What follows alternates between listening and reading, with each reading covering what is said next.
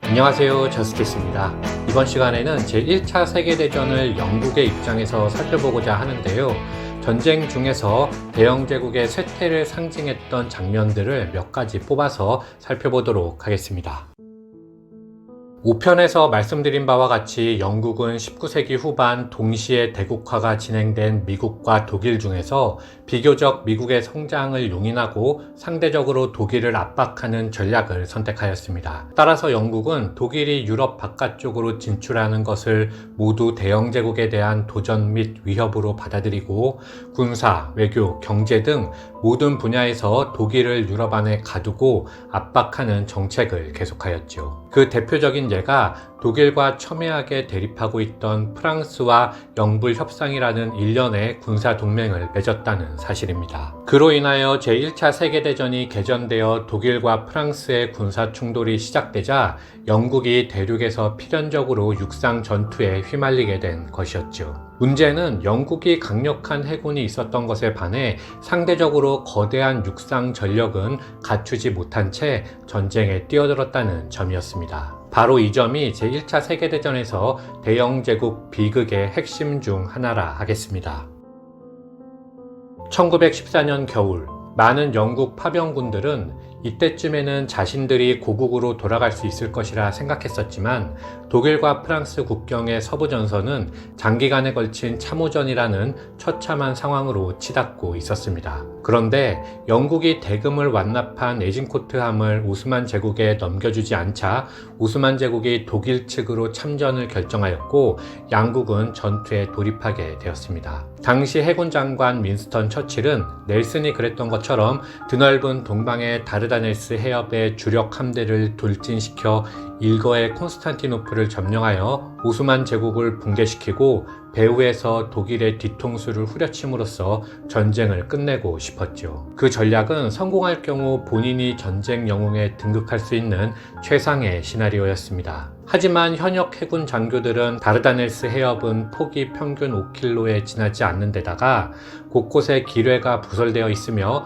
견고하게 요새화된 깎아지른 듯한 절벽을 돌파한다는 것도 불가능하다며 반대했기 때문에 작전은 처칠의 주도로 이루어질 수밖에 없었습니다. 1915년 3월 8일 영국 해군 최강의 거대 전함 퀸 엘리자베스를 선두로 하여 22척의 노급 전함이 영국 군함기를 내걸고 트로이 근해의 다르다넬스 해협으로 진격하였습니다. 하지만 예상대로 영국 함대는 기뢰에 부딪히고 비오듯 쏟아지는 폭격과 기총소사의 희생물이 되었는데 선두함을 포함한 3척의 거대 전함이 그렇게 파괴되자 그 모습을 지켜본 후속함의 함장들은 작전을 포기할 수밖에 없었죠. 구식의 대형을 이루어 정면으로 해협을 향해 돌진하는 뻣뻣한 영국 함대의 모습은 시대 감각을 상실해버린 20세기 대영 제국의 현실을 적나라하게 드러내고 있었습니다. 하지만 진짜 비극은 그 후에 발생하였는데 함대의 돌진이 불가능함을 알게 된 영국이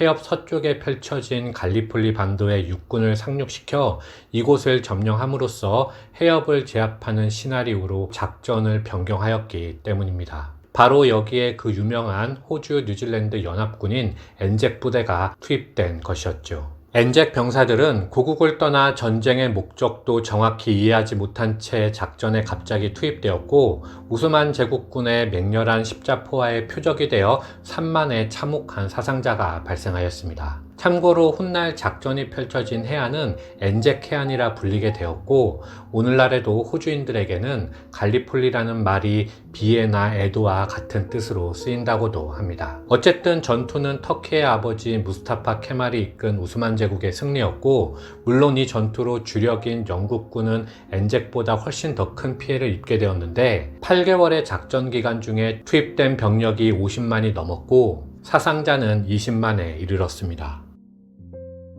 갈리폴리 패퇴 이후 관심은 다시 독일, 프랑스 국경의 서부전선으로 향했습니다. 참호전이라는 교착 상태를 돌파하고 의회가 요구하는 조기 승리를 달성하지 못하면 자리를 내놔야 했던 로이드 조지와 키치너 등 강요들은 총사령관 더글라스 헤이그를 재촉할 수밖에 없었습니다. 게다가 전체 길이 1만 킬로미터에 달하는 참호 속에서 오랜 동안 수많은 젊은이들이 인간과 말의 송장 썩는 냄새를 맡고 우물과 벌레 투성이의 옷, 어처구니 없이 살찐 참호의 쥐, 그리고 매일 새벽 적의 습격에 대비하여 초긴장 상태에서 살고 있었기 때문에 영국은 어떻게든 이 상황을 헤쳐나가야만 했죠. 따라서 1916년 6월 결국 총사령관 헤이그는 병사들의 반란을 막고 프랑스와의 동맹을 유지하기 위하여, 그리고 자신을 재촉하는 본국의 승리를 전하기 위하여 북프랑스 솜강 북쪽에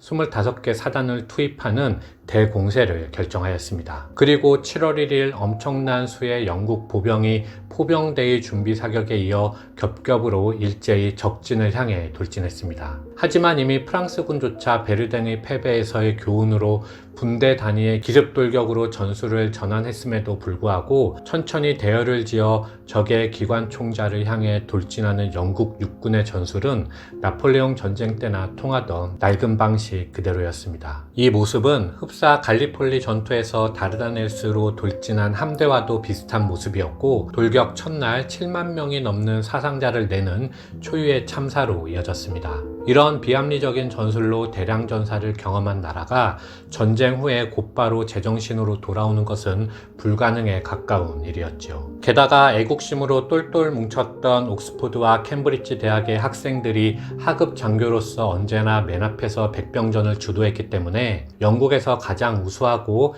양심적인 젊은이들이 대부분 사망하여 쏨 전투는 비록 연합군이 승리하였지만 전후 영국에게는 낡은 전술로 인한 인명피해와 국가를 이끌 차세대 리더들마저 상실해버린 최악의 전투가 되었습니다.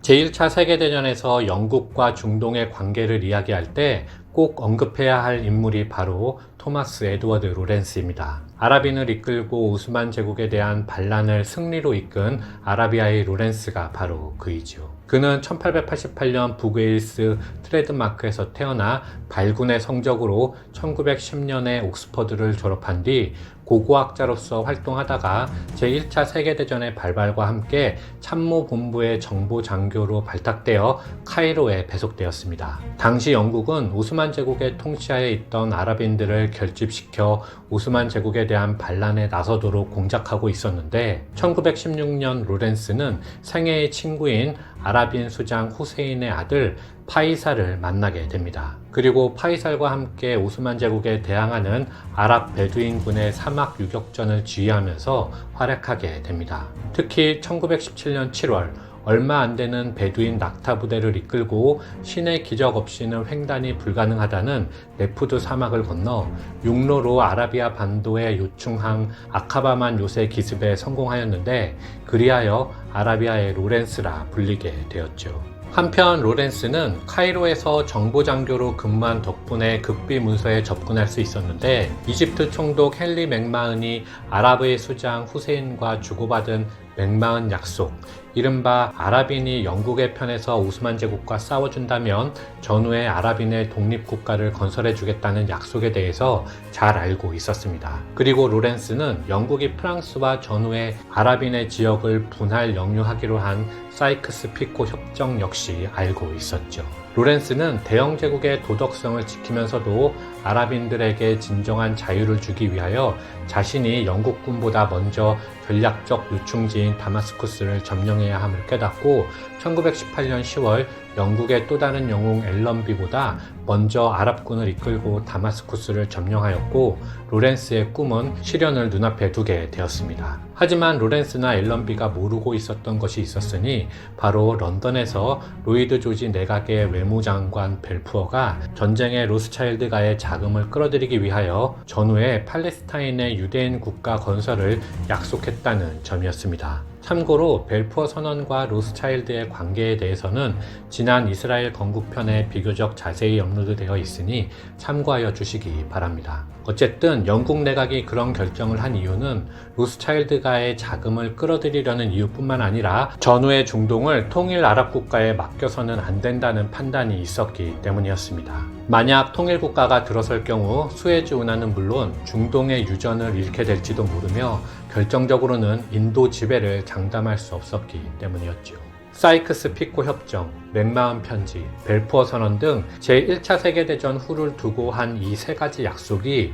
중동에서의 우위를 유지하면서 인도를 확보하려 했던 대영 제국의 해답이었습니다. 여러분들께서는 이런 외교 방식을 어떻게 생각하시나요? 이런 1935는 제국의 몰락을 방증하는 것일까요? 아니면 외교란 원래 그렇게 하는 것일까요? 구독자 여러분들의 생각이 궁금합니다. 전쟁이 연합군의 승리로 끝나고 1919년 베르사유 회의에 아랍복을 입고 아라비아의 로렌스와 파이살이 참가하였습니다. 그리고 회의 결과 아랍의 독립은 꿈이었음을 알게 되었고 로렌스는 환멸을 느낄 수밖에 없었죠. 그리고 그는 쓸쓸히 귀국하여 옥스퍼드 대학에서 고고학자로 돌아가게 됩니다. 제1차 세계대전은 세 가지 점에서 대영제국의 쇠퇴를 말할 수 있을 것 같습니다. 첫째는 영국인들이 엄청나게 죽으면서 영국의 젊은 세대들에게 제국 경영에 대한 의욕을 크게 감퇴시켰다는 점입니다. 두 번째는 전후 미국의 윌슨 대통령의 민족 자결주의였는데요. 이 말은 수세기 동안 문명을 가진 영국이 그렇지 못한 이민족을 지배하여 그들을 발전시킨다는 대영제국의 정당성을 근본적으로 훼손하는 발언이었기 때문이었습니다. 세 번째로는 전쟁이 끝나면서 세계 금융의 패권이 런던의 더 시티에서 뉴욕의 월스트리트로 넘어갔다는 것이었습니다. 그리고 이 헤게모니의 교체가 여러 면에서 시행착오를 겪으며 대공황이 발생하게 되죠. 개인적으로는 세 번째가 가장 중요한 지점이라 생각합니다. 이상 마치겠습니다. 감사합니다.